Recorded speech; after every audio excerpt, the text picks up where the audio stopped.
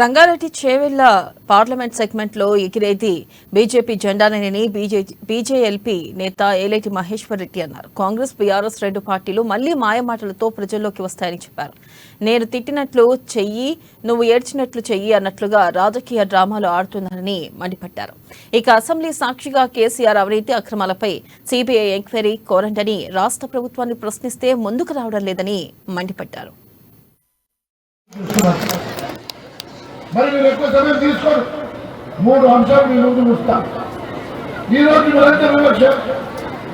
మీరంతా కూడా భారతీయ జనతా పార్టీని ఏదో ఒక రకంగా గెలిపించి నరేంద్ర మోడీ గారికి బహుమానం ఇవ్వాలని చూస్తున్నటువంటి భారతీయ జనతా పార్టీ సోదరులారా,